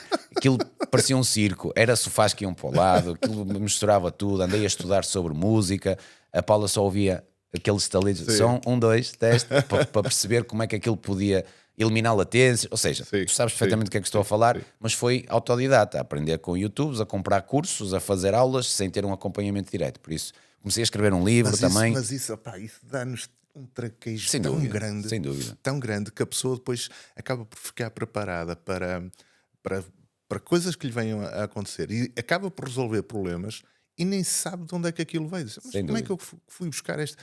E tem tudo a ver com essa situação, se calhar até mais própria do português, segundo dizem, do desenrascar, do aprender, do conseguir fazer, do se esforçar. E isso, lá está, traz mais valias que uma pessoa a alturas diz assim, mas para que é que eu fiz isto? Mais à frente vai perceber porque é que faz aquilo. Vai perceber de onde é que vem a semente. Exato, onde é que aprendeu. Eu voltei-te a interromper. Nada, tranquilo, interrompa as vezes que quiseres. Estás em tua casa. Está bem, mas... nós, entretanto, com a pandemia, conseguimos arranjar forma de passar a Escola da Baixa para uma outra escola. Portanto, deixou de ser a ALC Dance Studios e passou a ser uma escola de Lisboa que fez uma ampliação. de negócio e tem vários polos pelo país todo, e nós tomamos a decisão de focar 100% na nossa casa-mãe, portanto, no edifício de mais, onde temos a escola de dança ALC Dance Studios e o Moshima Bar.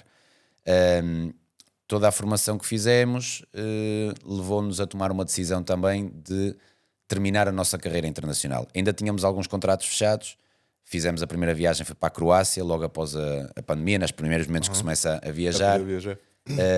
Mas percebemos, isto já não é para nós. Ou seja, o desgaste físico de horas sem dormir, a viajar, a voltar, o tempo que não se aproveita cá, e nós ganhamos muito gosto em estar aqui. E tomamos a decisão que precisávamos de dedicar 300% aos nossos negócios de casa, queríamos que realmente isto fosse para outro patamar. Exato. Então foi uma decisão difícil de abandonar este trabalho internacional. Ao fim de 14 anos. 14 anos. Quer dizer, foi difícil porque depois as pessoas continuam-te a contactar, sim, querem-te contratar, isso sabem bem, é bom. Sim, claro. Em termos financeiros, sim, é um balão de oxigênio muito interessante, porque nós conseguimos atingir um patamar bom em termos de pagamentos de cachês, mas tomamos a decisão, vamos dedicar aqui, vamos apertar um bocadinho mais o cinto e, como é que se costuma dizer, a necessidade faz o engenho, ou qualquer coisa assim, um provérbio português, algo assim do género. Sim. Se nós já há outro que é a ocasião faz o ladrão. Exato, não foi esse o caso. Se por um lado... é o provérbio, não é isso que eu estou a dizer. Há uma metáfora que eu gosto muito de utilizar, que é tu estares numa ilha e queimares as pontes. Enquanto tu tens pontos de fuga, tu acabas por não te dedicar o quanto tu podes dedicar-te. Porque nós podíamos dedicar-nos aqui aos nossos negócios, mas nós tínhamos sempre aquele ponto de fuga do trabalho internacional que nos trazia alguma sustentabilidade. A partir do momento que nós queimamos essa ponte, ou trabalhamos na ilha, ou trabalhamos na ilha. Não há outra hipótese. Então começamos a dedicar-nos mais. E é aqui que surge também a parte de mais espetáculos e eventos com outra força. Portanto, agora, falando mais da componente daquilo que é a temática deste podcast, é aqui que os eventos e os espetáculos começam a criar outra dimensão. Nós fomos ganhando muita bagagem, a produzir eventos internamente, porque no espaço do Moshima temos o nosso palco, organizamos lá jantares, organizamos eventos privados, casamentos não é um tipo de espaço muito direcionado para casamentos, mas é possível. Sim. Já fizemos batizados lá, muitos jantares de empresas, jantares de aniversários privados, espetáculos que são produção nossa, com plateia e bilheteira no nosso palco, assim como outras produções que vão lá em parceria e fazem também as suas próprias produções. Estás a falar naquele palco principal? No Moshima, na sala do Moshima, sim. Cabe lá quantas pessoas? Depende do formato, mas plateia sentada conseguimos ter cerca de 100 pessoas. Se for de pé, são 300. Já tivemos lá o que enrosca Zeca Estacionâncio com 400 e tal pessoas a assistir de pé. Temos lá como é que se chama? A festa, o Sertanejinho, que é uma produtora de Lisboa, juntam ali 500 pessoas com banda ao vivo, ou seja, depende do formato com que nós temos. Para jantar sentado, confortável, 80 pessoas, dependendo do formato, se podem ser mesas de 8, 10 pessoas ou se tem que ser mesas de 2 pessoas, portanto temos ali um espaço que até uma determinada dimensão de evento, nós temos condições para entregar tudo. Surgiu aqui uma oportunidade de fazermos um primeiro espetáculo no Casino de Espinho, uma última produção que nós tínhamos feito, que era Mi Vida em Acretcheu, que nós era basicamente a companhia dança, 8 bailarinos e uma cantora. Fizemos esse espetáculo lá no palco do Moshima, convidei uma pessoa responsável pela direção artística do Casino de Espinho para assistir ao espetáculo. Ele gostou daquilo que viu. Nós íamos realizar o demais Summer Bootcamp, conseguimos chegar a um acordo com o Casino de Espinho para uma das noites, na quarta-feira, ser o evento lá no casino, portanto havia um jantar, nós fazíamos o espetáculo e depois tinha DJ com festa, em vez de fazer no Moshima, foi lá. Então aqui abriu-se uma porta, perceberam a nossa capacidade de organização, a nossa entrega e lançaram-nos o desafio de apresentar uma proposta para um espetáculo residente no Casino de Espinho. E surge então o nosso primeiro espetáculo a sério, que foi o Bohème da Show. Portanto, produção 100% nossa. Coreografia, figurino. Nós decidimos implementar algo que nunca tinha sido lá feito no casino, foi um LED wall, um ecrã LED para permitir ter cenografia digital com muito mais capacidade de mudança. Este aqui é dos últimos que fizemos, o Cabaret Royal. Abriram-nos essa porta e disseram, ok, vamos marcar aqui um mês, são 8 datas, 4 fins de semana e vemos como é que funciona. Se funcionar bem, nós queremos ter um espetáculo, este é o Pandora, que vai agora regressar em outubro. Queremos ter aqui um espetáculo residente, que já não acontece há muitos anos, ter um espetáculo de longa duração, mas precisamos perceber a aceitação do público. Claro. Fizemos o primeiro mês, segundo, terceiro, quarto, uma pausa no verão e voltamos depois de novembro e dezembro. Aquilo que era suposto ser 8 foram 70 espetáculos num ano. A aceitação foi muito boa. A experiência para nós artisticamente foi brutal, financeiramente muito interessante, com a possibilidade, não tínhamos que viajar, estávamos aqui. Claro. Fazíamos a nossa vida, terminámos o espetáculo no casino, ainda podíamos ir para o Moshima dar continuidade em trabalho também. Portanto, criou-se. É muito desgastante também, mais uma altura que eu perdi imenso peso, porque há uma verba reduzida e há bom português, e eu assassinei diversas profissões, porque sonoplastia, figurino com a parte da Paula, coreografia, eras tu a fazer direção tudo? Cénica, conteúdo de vídeo, porque foi um skill que eu fui desenvolvendo também durante a pandemia, uma coisa que ganhei muito gosto, não é profissional, mas para aquilo que nós íamos fazer já dava, e fui aprendendo cada vez mais. E pronto, a partir daí abriu-se outra porta para um segundo ano, já fizemos o Fuego da Show, no mesmo formato. Terceiro ano fizemos o Lusitânia da Show, também um ano inteiro de espetáculos. E este ano estamos com o Pandora da Show, mas lançaram-nos um desafio diferente, fazer março, abril e maio, mas para os meses de junho e julho fazer um espetáculo completamente novo, completamente diferente. Portanto, 2 produções num ano. Enquanto que o Pandora, todos os espetáculos até o Pandora é o formato habitual do casino, em que há jantar. No final do jantar tem um espetáculo e as pessoas pagam o valor que dá acesso àquilo tudo e depois ou vão para a sala de jogo, ou vão embora, ou ficam a tomar lá um copo.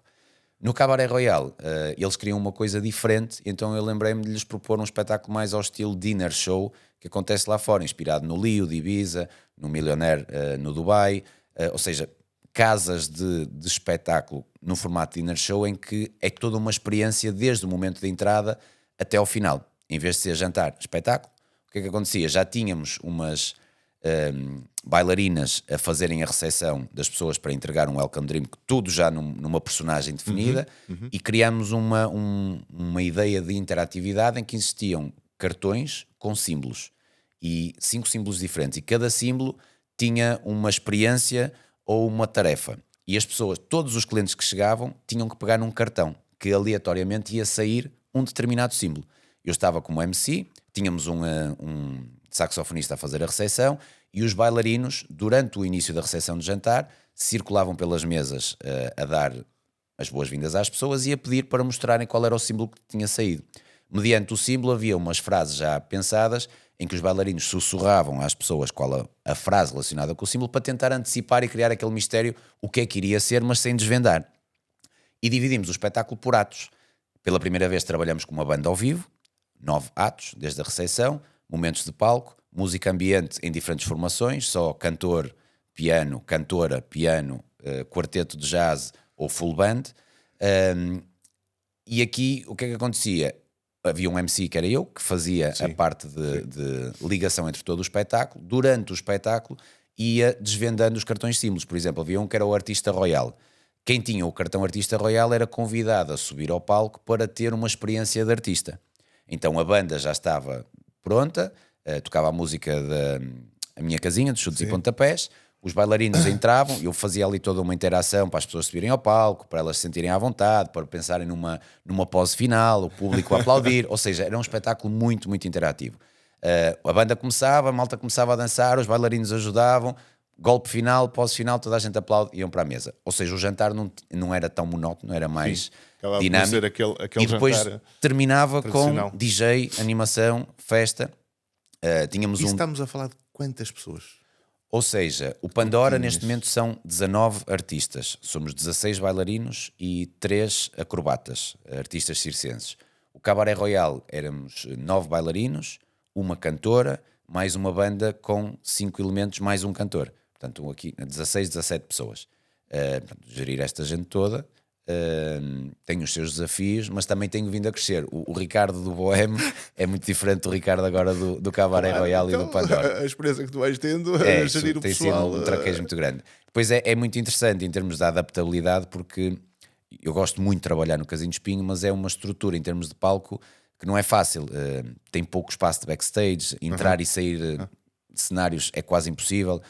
Portanto, tem particularidades muito próprias que fez com que tivéssemos que desenvolver também esta capacidade de adaptação. O desenrasca. O LED wall traz aqui uma valência muito grande. Sim. As equipas de trabalho com que nós vamos trabalhar na parte técnica, dentro da sonoplastia, o DJ Hugo Leite, que tu chegaste a conhecer, que nos ajuda a limpar aquilo tudo. Trabalhamos com diferentes engenheiros e designers de iluminação, porque o espetáculo fica todo gravado em timecode, ou seja, há um investimento de tempo inicial que nos permite depois uma entrega muito constante. Ou seja, os técnicos do casino, na maior parte dos espetáculos, eles têm que dar um go inicial e está tudo pré-gravado. Som, vídeo e luz, tudo coordenado, que vai do início ao fim. Esse foi o desafio para o Cabaré Royal, porque, como é por atos, tivemos que ter aqui situações híbridas e tínhamos uma particularidade que todas as semanas havia artistas convidados. Então o espetáculo nunca era 100% igual, que nos dava mais trabalho também, porque durante a semana tínhamos que fazer ensaios, criar conteúdos de vídeos novos, fazer desenho de luz. Os técnicos na operação tinham que trabalhar muito mais, porque tinham que estar com muito mais atenção. Tu, para desenvolveres um projeto desse, quanto tempo é que tu precisas? Por exemplo, normalmente eu começo a desenvolver a ideia por volta de setembro. Tenho uma reunião preliminar com o casino em outubro, em que vão com um esboço, que depois eles têm que aprovar ou não. Há orçamentos que têm que ser aprovados, coisas que têm que ser ajustadas, mas isto ainda está tudo em sketch, está tudo em desenho. Uso o mês de novembro para fazer castings e definir o elenco, dezembro para tratar de sonoplastia e começamos ensaios, que não é só ensaios, é trabalho criativo, é coreografar e ensaiar. Criar, e simultâneo. Embora já tenhas as coisas na cabeça, mas ainda não está nada feito, é preciso tudo criar. Testar, ver se aquilo resulta de facto. E em simultâneo trabalhamos também com um aderecista e cenógrafo, que para adereços específicos têm que ser criados. Vai-se desenvolvendo também o vídeo mediante as coreografias que são criadas. Alguns temas que fazemos originais também têm que ser para estúdio, para ser gravado e para ser testado. E temos basicamente janeiro, fevereiro para ensaiar e estreamos em março. Ou seja, a criação são 2 meses. Criação bruta são 2 meses. É o conceito de ideia. A pré-produção é que já começa logo em dezembro, não é? Sim, ou seja, sim. Há todo um processo. Novembro, enquanto vou fazendo o casting, vou fazendo o apanhado de seleção das músicas, vou construindo o guião, vou percebendo como é que aquilo pode encaixar, elementos, qual é a mensagem, o que é que vai entrar, o que é que não vai entrar, quantos bailarinos é que eu preciso ter aqui e acolá, trocas de roupa, ou seja, há toda já uma parte de especular as necessidades que depois vão sendo ajustadas, mas trabalho de estúdio, ou seja, a força bruta surge a partir de janeiro. Normalmente são 2 meses e depois estreamos em março. No início de março. Mas é intenso. Nós ensaiamos praticamente todos os dias. Eu precisava de 1 ano para aprender a dançar. Sim, mas é diferente. Só para poder é quase como captar imagens e fazer edição. Sim, claro, depois acaba por depois. Tens ferramentas e técnicas que permitem ser muito mais rápido que eu. Mas é impressionante. Às vezes as pessoas veem certos espetáculos e estão presentes em certos espetáculos, ou via televisão, no YouTube, seja o que for, e desconhecem por completo o trabalho que está por trás. Há muito trabalho, sim. Há situações que eu, às vezes, quando estou a ver certas coisas assim, olha o trabalho que estes gajos tiveram. Dou por mim, também por estar no mundo dos eventos. É feito profissão. É isso. Uma pessoa estar a olhar e ver assim, olha o trabalho que estes homens tiveram. Quanto tempo é que eles precisaram para fazer isto? E realmente, já disse aqui várias vezes, que é o pessoal que está nos eventos tem que gostar. Mas sabes que depois há uma diferença grande. Tu, quando trabalhas com profissionais, é tudo muito mais fácil. É mais fácil. É tudo muito mais fácil. Eu tive muitos desafios que me tiraram horas de sono com pessoas menos profissionais. Sim. E que trabalhando, tu sentes uma diferença absurda em toda a dinâmica, todo o processo. A linguagem é a mesma. Quando realmente tu tens pessoas que sabem o que estão a fazer, até dos próprios bailarinos. Quando estás numa companhia como esta, tu não tens que ensinar a dançar. Claro. Ou seja, tu fazes assim, assado e acolá outro, e quem está do lado tal, direto. Ok, e memoriza, e tu não tens que estar com. Vai haver limpezas, mas não tens que estar a ensinar o movimento. E já me aconteceu em que isso teve que acontecer, mas o maior desafio que eu posso partilhar é a gestão dos recursos humanos. Marcar ensaios, porque infelizmente ainda não estou numa posição em que eu posso dar contrato de trabalho para aqueles 2 meses em que eu tenho 8 horas por dia teus para usar como melhor entender. Claro. Agora, a malta dá aulas, a malta tem outros espetáculos, Então, uns podem de manhã, outros podem à tarde, outros podem à noite, uns podem à segunda, outros podem à terça, outros podem à quarta. Então, gerir um mapa de ensaios é um filme, porque depois tu marcas ensaios em que já sabes que não vai estar toda a gente, mas há desperdício de tempo, porque falta-te aquela pessoa que tu tens que pensar, ok, então o fulaninho dali vai para ali, nós agora vamos adaptar, e quando o fulaninho vier para o ensaio ainda vai ter que aprender. Há vídeos, ou seja, há um desperdício de energia muito grande, que eu acredito que há de ser o próximo passo, é conseguir ter as condições para ter contratos de trabalho que naquele período aquelas pessoas trabalham a 100% para o projeto. Mas em Portugal aquilo que nós fazemos já é muito bom. Passar para esse próximo estágio, há de lá chegar, mas se calhar já não é para mim no palco, não é? Eu estou-te a ver. Pois, se calhar é já melhor não é comigo no palco, porque já vais ficar ocupado. Eu já te estou a ver. O teu próximo passo é começar a vender espetáculos lá para fora. Sim, eventualmente. Este género de espetáculos, eventualmente. porque cá dentro, onde é que nós podemos ver esse género há de muitos espetáculos? sítios, há muitos sítios. Se calhar só casinos, nós não? desvalorizamos muito aquela... eu tenho uma particularidade no casino, desde o espetáculo número 1, todos os espetáculos, sem exceção, acaba, eu troco-me de roupa rápido e vou à sala, mesa a mesa, quem ainda está lá estiver, sentado, agradecer a presença e para recolher feedback também. Das coisas que nós mais ouvimos é: mas vocês são portugueses? Somos aqui da Madalena, de Gaia. Outro comentário que recebe muito é: vocês deviam era de ir lá para fora. E sabes que eu já estive lá fora há muito tempo. Sim. E eu sou muito bairrista, sou muito agarrado aqui ao norte, e sem dúvida adoro o meu país, adoro Lisboa, gosto de lá ir, mas é triste que ainda seja preciso, para ter impacto e para ter sucesso, tu tens que estar na capital. E nós estamos no Porto, que não estamos muito mal, não é? Se vamos para outras cidades do país, ainda é muito mais complexo. Então eu sinto que este senso de responsabilidade de fazer acontecer.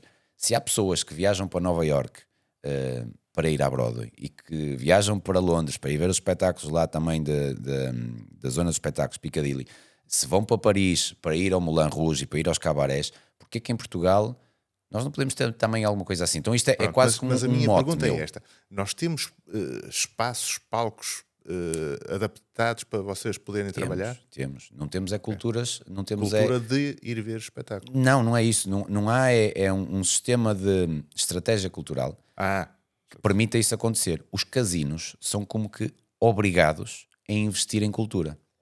É por lei. Há um X% da faturação que tem que ser investido. Porquê é que achas que os casinos têm tantos espetáculos? Porque há uma obrigatoriedade. Sim. Então os palcos do casino, e nós não temos tão poucos quanto isso em Portugal. Sim. Só aqui na Zona Norte temos a Póvoa, temos Chaves, temos Espinho, depois vais Figueira da Foz, Lisboa, Estoril, no Algarve são 3, ou seja, ainda tem o Troia. Só em casinos tem muita possibilidade. E há muitas salas. Um espetáculo que a mim agora me está a servir de exemplo é o do João Baião, é um que se chama Baião de Oxigênio. Sim, já ouvi falar. Ele está pelo país todo. Agora, dá trabalho. Tu tens que ter uma produtora, tens que ter outro tipo de estrutura que eu ainda não tenho, que eventualmente pode chegar aí, que é para conseguir fazer turnés. E eventualmente poder começar a ir para o estrangeiro também. Não ponho de parte essa possibilidade. Mas é uma coisa que eu ainda quero. Há de ser um próximo passo. Encontrar, fica já aqui a dica, se tiver alguma produtora que conheça o nosso trabalho e se entusiasme com aquilo que nós fazemos, eu estou disponível para reunir, para encontrar aqui possibilidades de criar uma turnê, para já nacional, porque existem muitos palcos, existem no interior, todos os distritos têm pelo menos um grande palco. E dentro de cada distrito tem vários municípios que alguns deles têm grandes palcos também. Sim. E que permitem levar várias pessoas, porque isto é um espetáculo que não é barato. Só pelo elenco que nós temos, claro, a quantidade de pessoas, muita gente. Isso são profissionais, portanto, e depois há toda uma estrutura técnica que tem que estar associada. Exatamente. E há uma equipa técnica, portanto, tem algum investimento. E eu vejo que é mais difícil haver uma contratação para nós podermos levar. O que eu vejo mais é que tem que haver uma produção própria para ir negociar os espaços, para conseguir trabalhá-los da melhor forma, um bocado como faz o La Féria também. Sim, aquilo que é outro grande exemplo que eu sigo. De espaço é ir lá, alugar o espaço, seja alugar, seja fazer a percentagem de bilheteira, porque dificilmente vão comprar o espetáculo. É muito difícil isso acontecer. Espetáculos internacionais, isso fazem. Quem trata das programações, pronto, tem as suas estratégias e claro, trabalha como tem que trabalhar e está tudo bem, não há problema. E eu entendo isso porque... Como é que eu ia dizer isto? Há uma diferença muito grande em aquilo que é considerado entretenimento e aquilo que é considerado cultura e arte. E eu acredito que as duas coisas podem estar misturadas. Acredito que os subsídios são muito importantes, principalmente numa área de laboratório, para descoberta. Sim. Porque aquilo não vai trazer rentabilidade, não é sustentável, mas tem que haver espaço para criadores poderem criar sem terem que estar amarrados a uma verba que têm que angariar. Então por isso é que existem subsídios. É como na química e na física tu tens investigação. Portanto, tem investigação em dança, isso é preciso. Sim. E depois apresentar, e pode funcionar ou pode não funcionar, e depois replicar. Agora, haver a necessidade, porque acredito que esta separação, se há um determinado produto artístico começa a ser mais mainstream, deixa de ser um produto cultural e artístico, ou de arte, e passa a ser entretenimento. E eu acredito piamente que as duas coisas podem funcionar. E uma coisa cultural e de arte pode ter público e pode ser sustentável.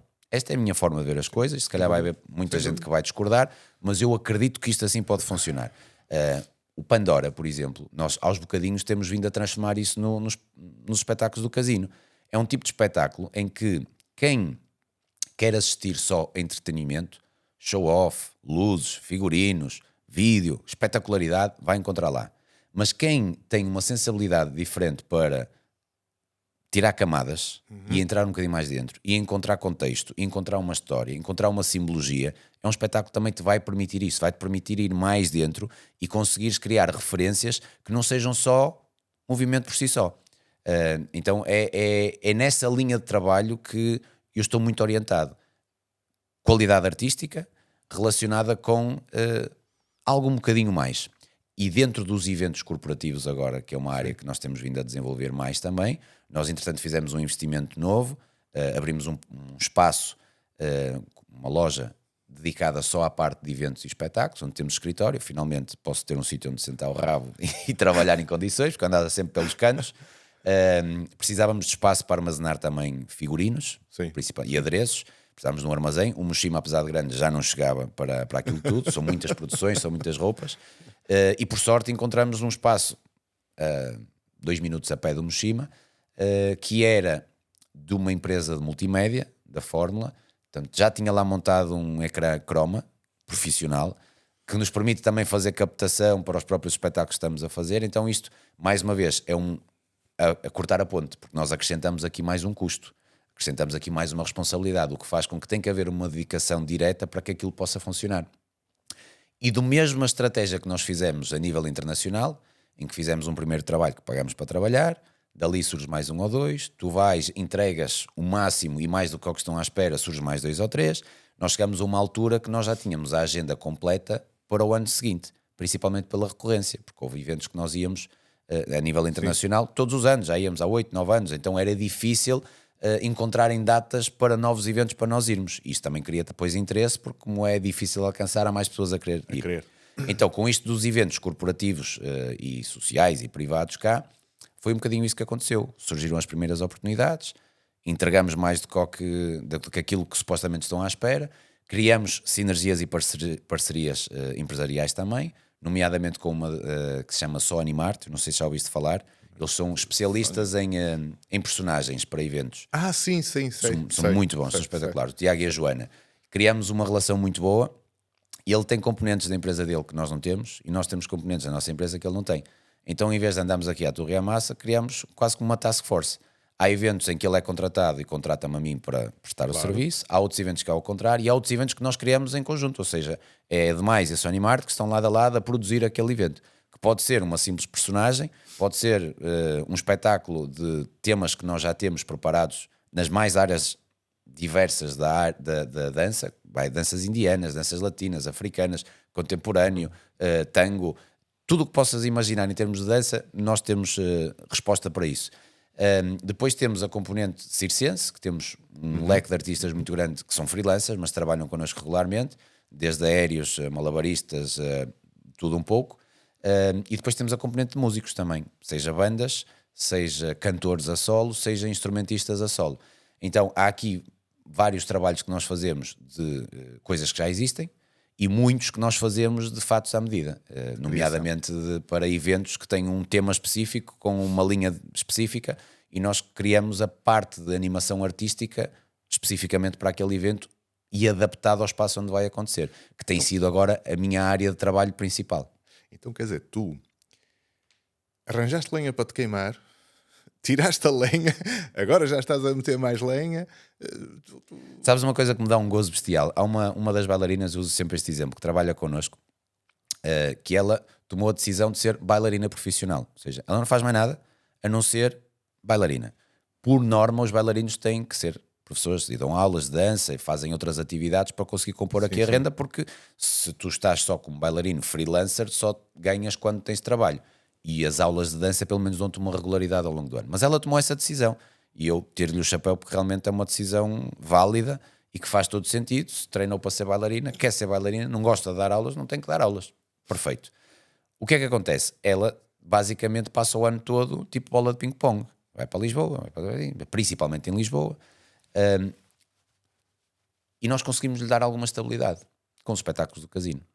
Então conseguimos que tenha um contrato que lhe garante vários meses em que ela consegue estar aqui no Porto e consegue fazer outros trabalhos na mesma. Às vezes vai na mesma para Lisboa, durante a semana tem aqui, tem acolá, tem acolhi, mas consegue estar aqui no Porto. Então, para mim, é um dos meus grandes incentivos é conseguir criar algo que pode trazer mais trabalho para outras pessoas, nomeadamente na área artística. Porque nós precisamos de mais artistas de qualidade, precisamos de mais artistas profissionais. E os artistas, eles precisam de tempo também para si. Então, ter que andar a fazer muitos outros trabalhos para conseguir pagar as suas contas pessoais não está certo. Então, aos bocadinhos vamos conseguindo melhorar também condições de pagamentos aos artistas, porque conseguimos ter outro tipo de contratos, ou seja, isto tem que ser proporcional. Então para mim dá-me uma satisfação muito grande começarmos a ser uma referência dentro da área da dança aqui na Zona Norte, permitindo que os artistas daqui da Zona Norte possam estar na sua área de residência para poder trabalhar naquilo que tanto trabalharam. E que tanto se empenham. Eu cheguei a ver lá alguns espetáculos que vocês faziam no Mushima, e de facto aquilo... É melhor as pessoas irem ver, tem que ir porque ver. aí nota-se a aplicação das pessoas, os ensaios, essas coisas todas, e depois aquilo ali há muito talento cá em Portugal. No palco as coisas acontecem. E eu recordo-me perfeitamente quando foi a primeira vez que eu lá fui, eu assim, espera lá, mas eles são portugueses. Exatamente. Aquilo que eles são portugueses, porque uma pessoa parece que não está habituada a ver e a dar valor àquilo que é nosso, não é? Deixa-me fazer-te uma pergunta, porque já eu agora estive caladinho, portanto, o que é que te falta fazer? Ainda falta fazer tanta coisa. E há tanta coisa que falta fazer que eu não sei que ainda vou fazer. Isso é certo. Ou seja, a porta não está fechada, mas há aí uns projetos que estão na gaveta, estão escritos. Eu estou numa fase agora que estou em, como te estava a dizer, ao máximo eliminar operações que podem ser feitas por outras pessoas, rodear-me cada vez mais de melhores talentos humanos. Estou a estudar muito na área da inteligência artificial também, porque sem dúvida que não é o futuro, é a realidade. Exato. E isto está muito, muito, muito, muito rápido, e quem se adaptar mais depressa sim, ganha logo ali vai ter aqui passo à frente, um avanço grande. Ou seja, há aqui os negócios e as áreas que já estão a funcionar, nomeadamente Mushima, demais, e a escola, melhorar cada vez mais o serviço que prestamos, porque realmente eu acredito que nós fazemos a diferença na vida das pessoas, e isso sentiu-se muito na pandemia. As pessoas perceberam mais aquilo que nós todos fazemos na área dos eventos, mas que estão relacionados por apêndice, com as aulas de dança, aulas de música, festas, tudo aquilo que é social e que as pessoas não tiveram acesso e perceberam a diferença e a dificuldade que foi não viver com isso. Estamos numa geração que cada vez mais o digital está presente. Estou a ter um déjà vu agora, não tenho noção. Isto já aconteceu em algum momento. O que faz com que o contacto humano seja cada vez mais valorizado, apesar das pessoas terem cada vez mais dificuldade de o fazer. Então eu acredito que as coisas acontecem de forma pendular, e que nós estamos a chegar a um extremo que temos que começar a puxá-lo para o outro lado. E quem tem alguma algum poder de mobilizar públicos, no nosso caso, numa proporção muito pequena, mas que ainda chegamos a algumas pessoas, temos que ter esse senso de responsabilidade de como é que vamos realmente interferir positivamente na vida das pessoas. Isto dá um propósito. E quando dá um propósito, como é óbvio, eu quero ganhar dinheiro, eu quero ter uma qualidade de vida melhor, quero prever também para os meus, mas isso eu acredito cada vez mais que vai acontecer por consequência. Sim. Quando nós temos um propósito, quando estamos direcionados, quando o nosso foco é realmente servir, há uma frase do Jim Rohn que diz: é impossível tu semeares maçãs vermelhas e querer colher maçãs verdes. Não há hipótese. Tu vais colher aquilo que semeias. Há todo um processo na lei universal, que são as leis que eu cada vez mais acredito, da plantação, que tem que ser feito. Que se aquilo não for feito, esquece. Tu não vais colher os resultados. E às vezes há frutos que demoram muito tempo a surgir. Mas é o dia-a-dia. É consistência, é resiliência, é continuar a acreditar, é continuar apaixonado, é continuar a olhar para as coisas como tu olhaste para elas pela primeira vez, que te fez fazer tudo o que fizeste para chegar até aqui, e não esquecer isto. O que é que fizemos para chegar até aqui? Depois esse é um erro muito comum, que é deixarmos de fazer aquilo que nos fez chegar onde nós chegamos, e começamos a perder a autenticidade e a perder a própria essência. Então eu acredito que, por isso é que eu ainda continuo a dar aulas. Eu nesta fase, dar aulas para mim é um tempo que me podia ser útil para outras coisas, mas estar naquela posição, eu sinto que para mim é muito importante, porque foi o que me permitiu chegar até aqui. Eu falo com as pessoas, eu vejo a dificuldade delas, eu vejo a evolução, eu vejo o brilho nos olhos. Para mim funciona como terapia também, porque tenho um dia de trabalho intenso a nível mental, eu chego à sala de aula e é quase como se fosse o meu yoga. Crio mais empatia pelas pessoas que nos procuram, porque a realidade é que a maior parte das pessoas que fazem aulas de dança não querem ser profissionais. Aquilo é um escape semanal, é uma terapia. Então eu, quando saio de um dia de trabalho intenso de computador, enviar orçamentos, de criar projetos, que estou com a cabeça a mil, eu chego à sala de aula e quando acabo eu fico mais leve. Então eu percebo o porquê de haver muitas pessoas a fazerem aulas de dança, e cada vez mais, e a ser inclusive aconselhado por psicólogos, por psiquiatras. Sim. Porque é uma atividade física social.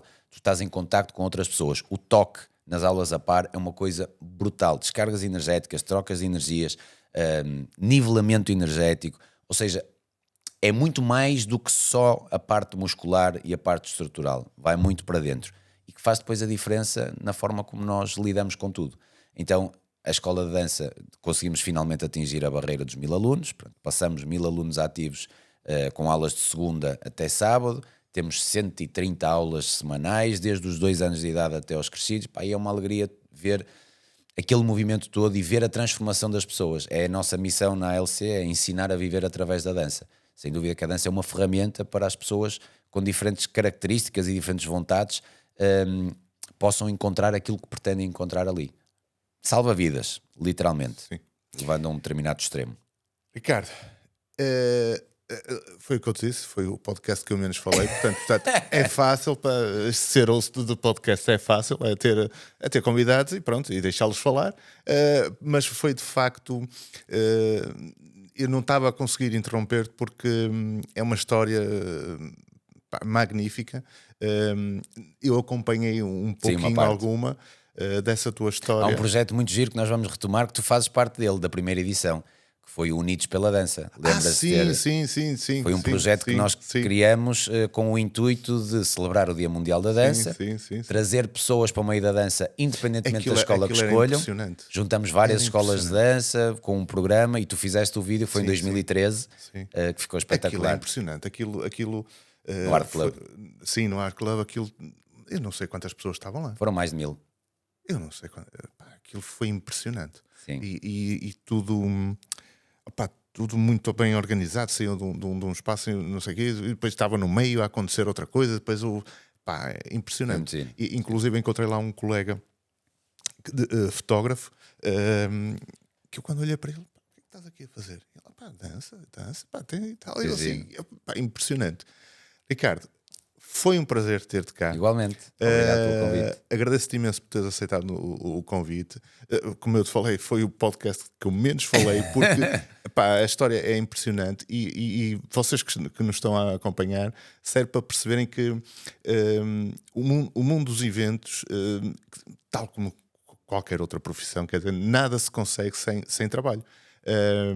E dá muito trabalho estar nesta parte dos eventos, porque aquilo que vocês veem tem de ser preparado muito antes e quando começa a envolver muitas pessoas, que é o teu caso, acaba por ser um trabalho gratificante, não é? Rever que o projeto está a andar. Sofres de um mal que tu estás sempre a meter pontos. Tu estás a dizer que estás a queimar pontos, mas eu estou-te a ver sempre a meter pontos e agora passa para aquele e para aquele outro. Mas desejo-te o melhor dos melhores, como é lógico. E sei que vais conseguir, porque já provaste que consegues. Quando te metes nas coisas, consegues. Vocês que nos estão a ouvir, resta-me agradecer-vos. Agradecer também aos nossos patrocinadores, à Agenda de Emoções, à Quinta Souto. Ricardo, mais uma vez, muito obrigado. Obrigado. E a vocês que nos acompanham, já sabem, novidades muito em breve.